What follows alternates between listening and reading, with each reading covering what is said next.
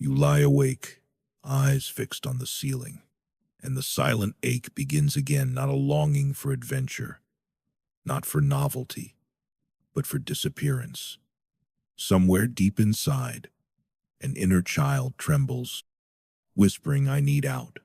And this whisper surfaces as restless fantasies, wanderlust, moments when the world blurs, and you feel a strange pull toward any door that might let you vanish, not because the world is unbearable, but because a part of you has carried unbearable weight since the day you learned that some needs are better left unspoken.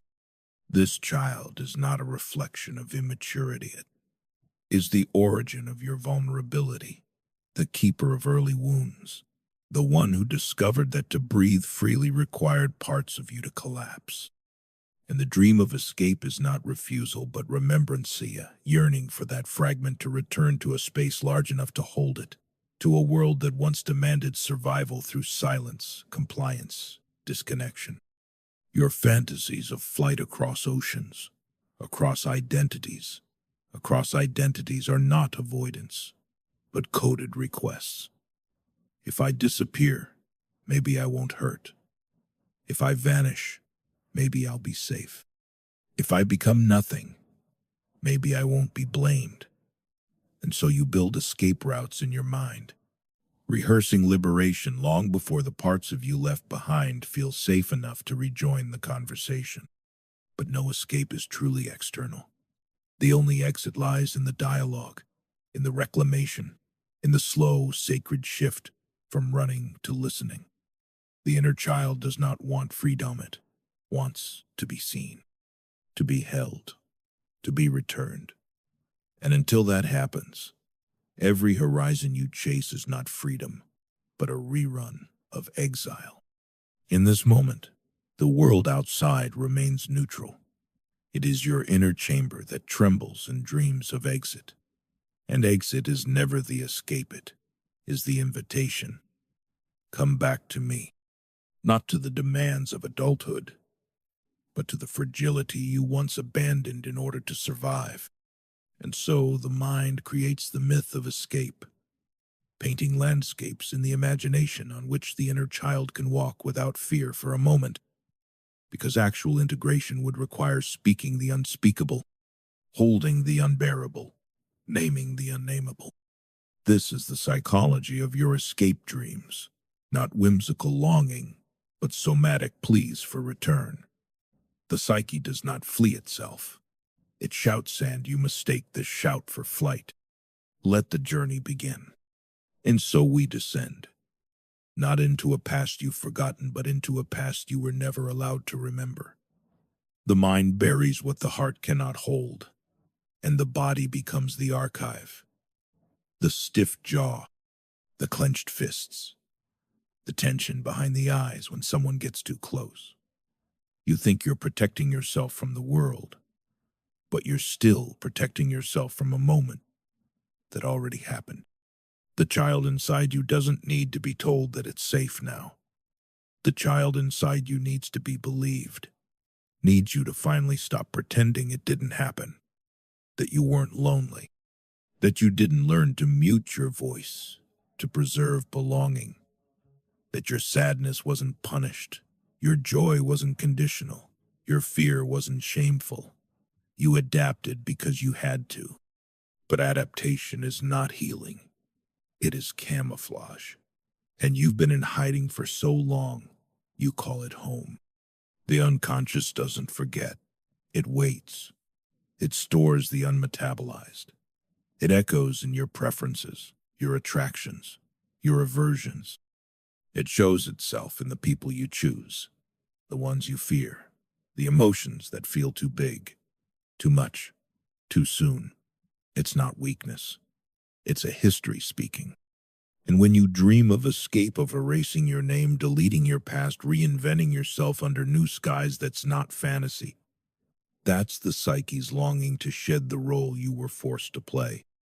The perfect one, the strong one, the quiet one, the invisible one. But the truth is, you can't escape a self you never met. You can only retrieve it You can only descend, not to suffer, but to see, to meet the parts of you that were left behind, not because they were unworthy, but because they were inconvenient, too loud, too soft, too real. Freud taught us that dreams are the disguised fulfillment of repressed wishes.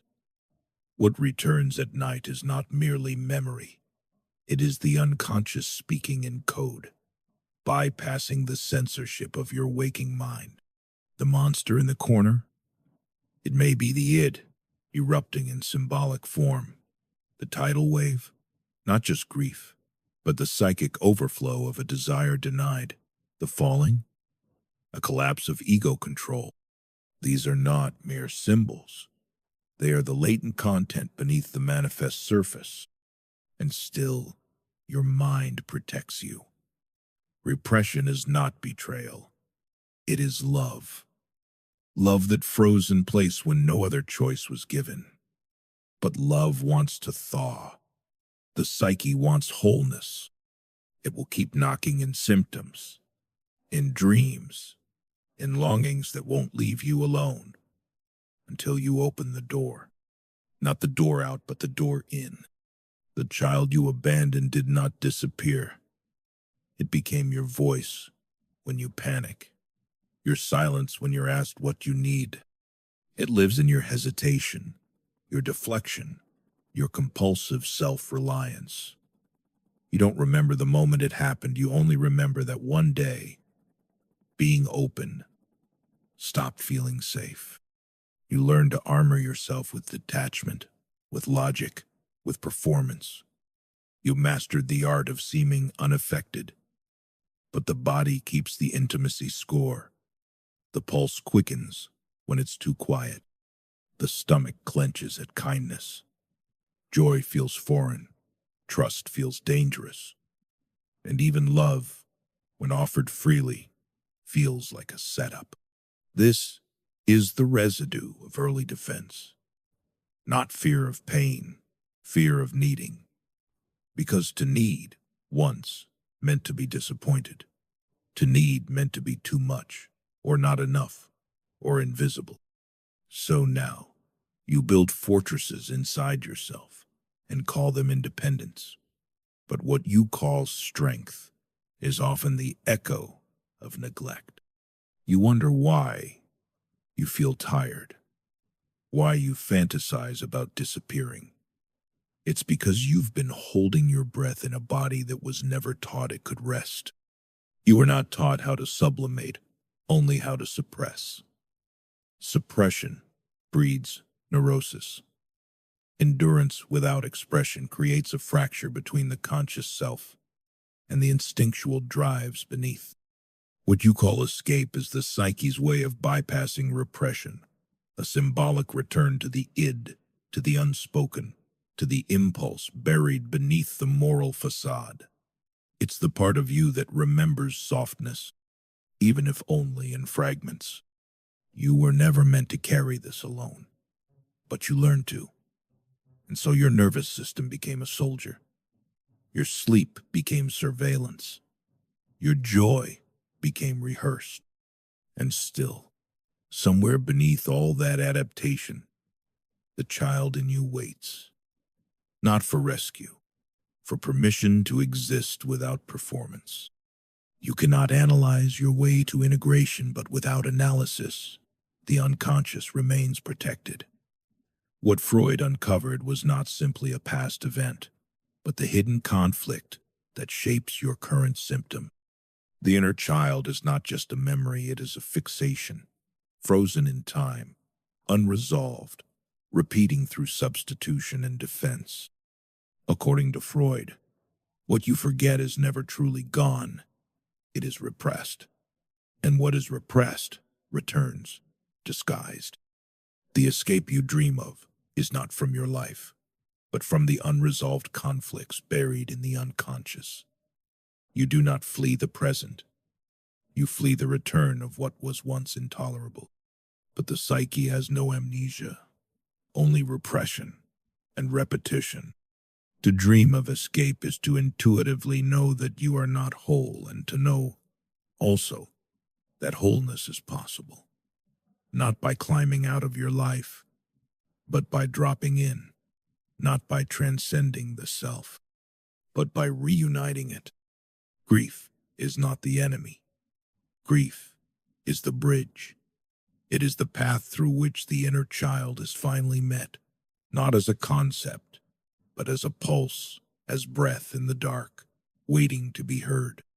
You will not find her by fixing yourself. You will not find him by achieving more, understanding more, controlling more. You will find them in surrender, in stillness, in the moment you let the mask fall and do not rush to pick it up again. And the grief will come, not in one wave, but in many, slow and unrelenting. Grief for the years spent surviving, for the truths you couldn't speak, for the boundaries you couldn't enforce, for the innocence lost too soon, for the gentleness you were taught to fear. But grief, when allowed to flow, does not destroy. It initiates. It restores. It softens the frozen layers, so long kept in place to protect what was too tender to be exposed. You are not weak for crying now. You are finally strong enough to feel what once shattered you. The tears you resist are the very waters that will carry you home. And in that home, not a place, but a self, the reparenting begins, not as a performance, but as presence. To sit with your fear without abandoning it, to hold your shame without explaining it away, to say to that child, I believe you, I see you, I will not leave you again. The world may never validate that pain, but you can, and that is enough. That is how the pattern breaks. That is how the unconscious liberates itself, not through force, but through compassion, disciplined by awareness. You become the parent you needed, the witness you craved, the protector you never had. This is not healing as erasure. It is healing as reunion with your body, with your needs, with your truth. And in that quiet reclamation, a new self forms, not the one shaped by defense, but the one that emerges when defense is no longer needed. It is raw, it is slow, it is real, and it is yours. You will still dream of escape sometimes. That is human. But now you know the door you were trying to open was never in the world, it was in you. And now it stands open. Walk through. And so the reclaimed self steps into the world not with fanfare, not with triumph, but with a quiet gravity, a presence. This self no longer performs affection to avoid abandonment, nor retreats into silence to protect from rejection. This self relates without losing itself. It loves without disappearing. It says no without guilt, and yes without fear. Not because the world changed, but because the inner world did. When you no longer make others your mirror, you begin to see them clearly. You stop needing them to validate your worth, because you have already faced the void within and filled it not with noise but with knowing. You do not ask others to be your parent, your savior, your permission. You relate as one whole being to another, no longer colliding in mutual incompletion, but meeting in shared complexity. This is what happens when the unconscious becomes an ally. Projection dissolves. You stop accusing others of carrying what is yours to claim. You stop mistaking your wounds for truth. You stop recreating the past in every relationship. You begin instead to choose, not compulsively, not reactively, but consciously. To live with the unconscious as a companion is not to be free of darkness. It is to no longer fear the dark. It is to walk beside it, knowing that the monster was never your enemy. It was your exile. And now, it is your guide. You will still falter. You will still regress. But now, you will notice. Now, you will return faster, and each return strengthens the root until your presence becomes your practice, until you move not from impulse, but from integration. And in this new life, the one built not on escaping your past, but on embracing it, even the pain becomes sacred. Not because suffering is noble, but because every scar holds the story of your return. And you are here, not fixed, not finished, but real, a self, not a symptom. You no longer dream of escape. You dream of becoming, and every day you move toward it not by running, but by remembering. This is what it means to be alive beneath the armor, to be conscious within the unconscious, to be human whole, wounded, awakening. Now go, live from the place no one could destroy. And when it gets dark again, as it will remember, the light is not above you. It is not ahead of you. It is inside. And it has always known the way. And as you live from that inner light, fragile, flickering, but impossibly enduring, you begin to see the world not as threat, but as mirror. Every encounter becomes a reflection of the unclaimed terrain within you. Every reaction, a signal. Every frustration, a breadcrumb. You stop asking, why is this happening to me? And instead you ask, what part of me is speaking through this moment? You listen, not to the noise, but to the silence beneath the noise. The place where your deeper self waits not to be rescued, but to be remembered. This is where true freedom lives, not in the absence of pain, but in the presence of awareness. You can still feel the ache. You can still feel the longing. But now you do not run from it. You sit with it.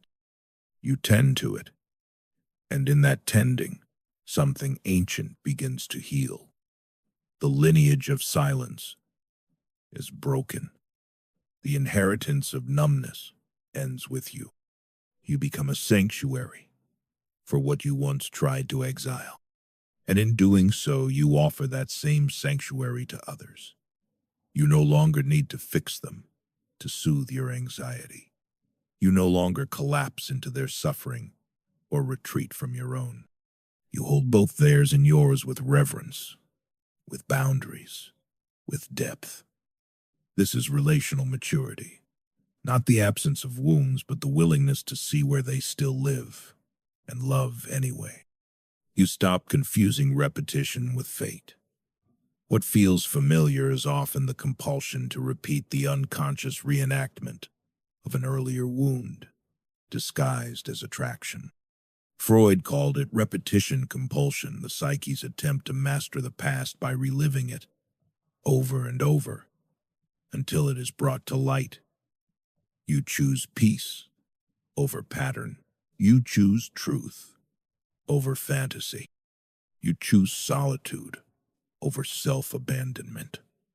Because now you have become someone you can stay with. And perhaps for the first time in your life, you trust your own company. You find intimacy in presence, in small gestures, in quiet knowing. You find beauty in the mundane, in the unremarkable, in the real. You stop reaching for intensity and start building a life of steadiness. One breath, one boundary, one unglamorous act of care at a time. And the unconscious, once a chaos of unmetabolized pain, becomes a wellspring of creativity, intuition, and depth. You write not to perform, but to reveal. You create not to prove, but to process. Your work becomes sacred. Your art becomes honest. Your words become medicine not because they are perfect, but because they are yours. You no longer fear the instinct within you because now you recognize it. The id once ruled in secret, unchecked and denied, but what you repress gains power. What you name loses control. By facing what once threatened to undo you, you reclaim authorship of your actions. You are no longer afraid of breaking because you know how to rebuild. You are no longer afraid of falling because you've made a home at the bottom. You are no longer afraid of being alone because the solitude is now filled with your own voice, no longer distorted by shame. This is not the end of your healing. There is no end. But this is the beginning of your liberation. And it began the moment you turned inward, not to analyze yourself as a problem, but to reclaim yourself as a mystery worthy of love, a mystery worthy of belonging, a mystery worthy of your own attention. And now, you walk forward not as someone who has arrived, but as someone who no longer flees. The journey continues, not in striving, but in stillness, not in answers, but in aliveness, not in control, but in trust. And when you forget, because you will return again, gently, bravely, quietly. This is your work. This is your path. This is your power. Welcome home. And in this homecoming, this quiet revolution of the soul, you do not find perfection. You find presence. Not certainty, but honesty. Not happiness as an escape, but wholeness as an embrace. You are no longer seduced by the highs, nor destroyed by the lows. You move with the rhythm of reality, not against it. Life no longer needs to be fixed. It needs only to be felt, deeply, courageously, with your whole being. You no longer strive to be good. You strive to be real. And in that realness, a new kind of grace is born. The grace of imperfection honored, of contradictions integrated, of paradox lived. You can be strong and soft, confident and uncertain, whole and still becoming. The binary collapses, and you rest in the complexity you once tried to escape. This is adulthood, not as performance, but as presence. The child within you does not vanish. She grows roots. He gains voice. They are no longer exiled in your coping, but included in your compassion. The life you once built to survive now becomes the foundation upon which you choose to thrive. Not because the past is erased, but because it has been transformed, integrated, alchemized. You no longer need your wounds to be understood by others, because you have understood them. You have sat with the grief. You have walked through the fire. And you emerge not with answers, but with awareness. Not as a hero in a story, but as a human in process. And so you move forward. You love deliberately. You speak truthfully. You hold space. You set boundaries. You make mistakes. You repair. You rest. You listen. You listen again. And always, you return to yourself, to the breath, to the body, to the dark and the light, and the space in between where the unconscious speaks, not in words, but in symbols, dreams, symptoms, patterns. And this time, you are listening. You no longer fear what you feel. You no longer shame what you want. You no longer run from your rage, your loneliness, your lust, your longing. You bring them to the table. You ask them what they need. You become your own therapist, your own witness, your own wise parent. Because the truth is, no one is coming to rescue you. But you now awake, now present, are finally here. You, who once abandoned yourself to be loved. You, who once silenced yourself to be safe. You, who once fragmented yourself to be accepted. You have returned whole. not untouched, but undivided. And this is what it means to become psychologically unbreakable.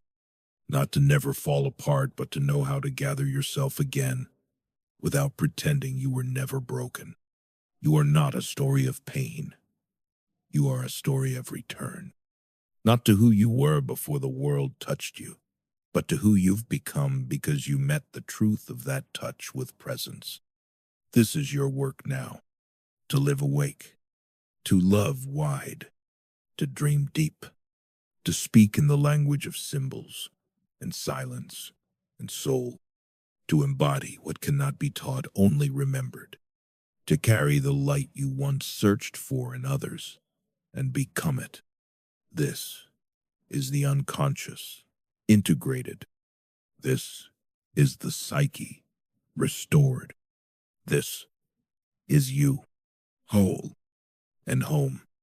And if you listen closely now, beneath the noise of performance, beneath the distractions of the outer world, you will hear it, the steady pulse of your becoming, not loud, not urgent, but constant, like a tide beneath the tide, like a breath beneath the breath.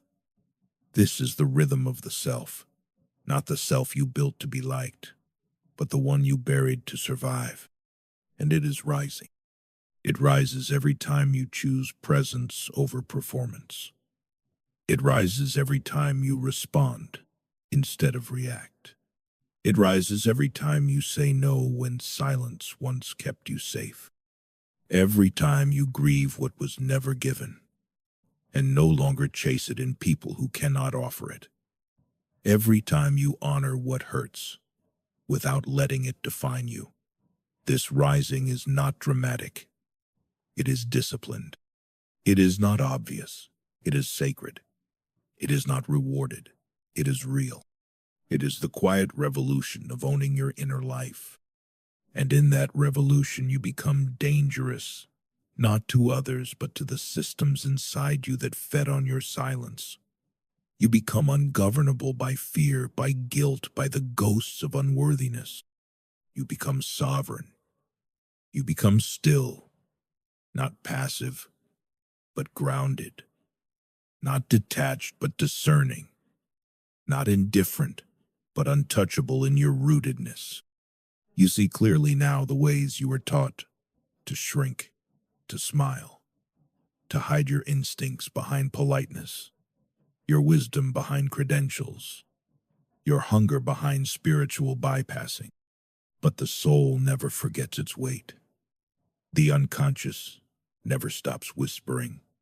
And you are learning to translate what once only trembled in the dark. Now, it speaks. Now, it stands. Now, it leads. You no longer escape to be free. You enter fully. You face. You feel. You stay. This is what real courage looks like. Not the absence of fear, but intimacy with it. You do not conquer your demons. You welcome them. You let them lay down their weapons and speak. And in that speaking, they soften. In that softness, you remember. They were never your enemies. They were your exiled protectors. Wounded parts, carrying the burden of survival. You no longer exile your past. You turn toward it with the dignity of a witness. You no longer chase healing. You become it, one breath at a time. You no longer perform transformation. You live it in the kitchen, in the silence, in the smallest of choices. Because this is the truth no one teaches. True transformation begins not in silence, but in conflict, when what the ego believes is challenged by what the unconscious reveals. Freud called this the talking cure, not because words are gentle, but because through speech, repression is undone and neurosis loses its grip. It happens when you're exhausted and still choose honesty. It happens when you're triggered and still choose curiosity. It happens when you're afraid, and still choose integrity. It happens in the pause before the old pattern takes hold and you, gently, powerfully, say no. You say no to the inherited lie that you are not enough. You say no to the belief that love must be earned. You say no to the voices that live inside your nervous system, still trying to protect you from a world that no longer exists. And in saying no, you say yes. Yes to the part of you that always knew there was more. Yes to the truth that broke you open. Yes to the path that has no map, only your breath, your body, your listening. This is what it means to become human, not perfect, but present, not finished, but awake, not healed, but healing, healing, always returning, always remembering that the one you were waiting for, the one you were chasing, the one you were trying to impress, or convince, or prove was never outside you. It was always you, the shadow and the light, the wound and the wisdom, the question and the answer, the child and the seer, now reunited, now whole, now home. And so you walk, not toward a destination, but within a direction inward, downward, deeper, into the strata of yourself you once abandoned in favor of approval, achievement, anesthesia. You walk, not to arrive, but to remember, to descend, not in failure, but in reverence. For what lives below the surface has always been the source, not the obstacle.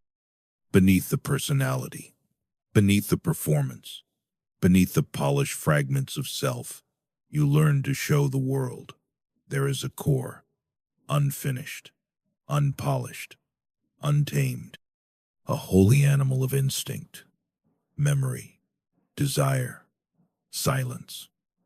And it does not speak in language. It speaks in symbols, dreams, repetition, reaction, projection, pattern. To decode it is to listen without judgment, to trust what disturbs you, to explore what shames you, to follow what draws you not because it is safe, but because it is sacred. This is not the language of logic. It is the grammar of the unconscious, a grammar older than your name, older than your traumas, older even than your lineage. It is the one voice, the voice that speaks from the body of the world and the world of your body at once. It is the unus mundus, the one world where mind and matter are not split, where the inner and outer co-arise, where psyche and cosmos are not two realms but one echo, one breath, one heartbeat. Here, your nightmares are no longer punishments. They are prophecies. Here, your anxiety is no longer a malfunction. It is a map. Here, your compulsions are not flaws. They are encrypted stories the soul is begging you to read. And when you stop fighting what you feel, when you stop managing your symptoms and begin to sit with them like old companions, something opens. The false self softens. The inner child steps forward. The protector lays down its armor. And what remains is not clarity, but intimacy with yourself, with the world, with the quiet, knowing that your suffering was never meaningless. It was a summons to come back, to become, to belong not to an identity, not to an ideology, but to the moment, to the breath, to the body, to the unbearable truth that you are and have always been here. You do not escape your wounds. You walk with them. You do not heal through perfection. You heal through permission. You do not awaken by becoming light. You awaken by embracing the dark, by entering the cave where your fear lives and finding not a monster but a mirror, And in that mirror, a face, your own, unafraid, unmasked, unbreakable, because you are no longer pretending. You are no longer reaching outward for what must be reclaimed inward. You are no longer at war with yourself. You are, for the first time, listening.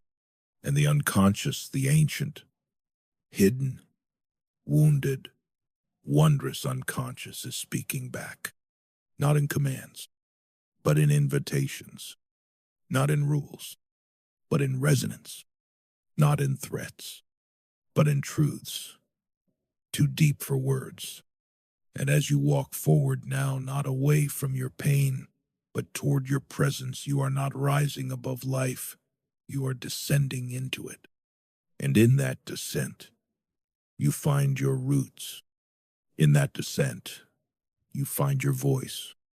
In that descent, you find yourself, not the image, but the essence, not the character, but the source. And from that source, all things emerge.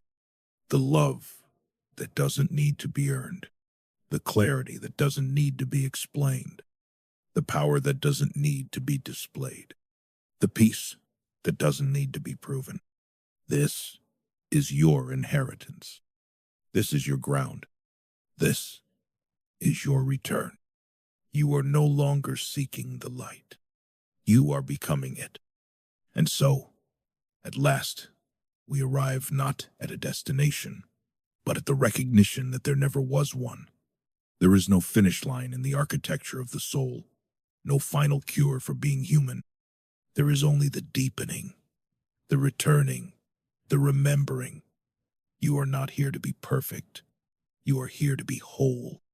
The shadow you fled from was never your enemy, it was your twin. The pain you resisted was never the punishment, it was the passage. The dreams you dismissed were never nonsense. They were messages written in the ancient tongue of the unconscious, begging you to look inward, not outward, to descend, not escape, to feel. And in feeling, you become fluent in the language of your own becoming. You see now that healing is not about erasing what happened, it's about embracing who you became in response to it. Integration is not an act of force. It is an act of surrender, a radical act of presence. This moment, this breath, this aching now, is your teacher. And you are not broken, but you are divided between what you allow yourself to know and what you must keep hidden to survive.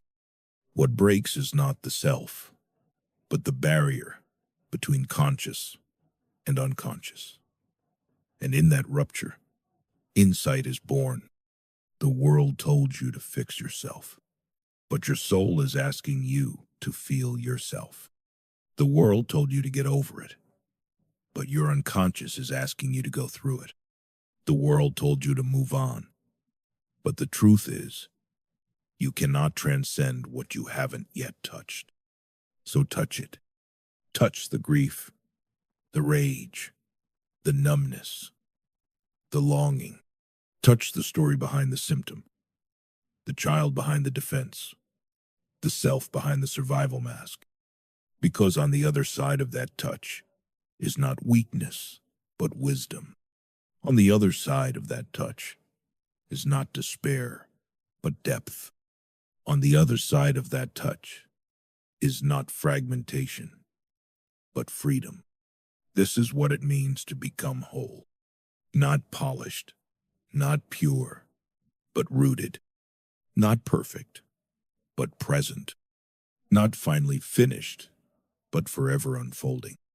And that, dear soul, is more than enough. Now go not to escape yourself, but to meet yourself. In the mirror, in your dreams, in your fears, in your desires, in every symbol the world sends.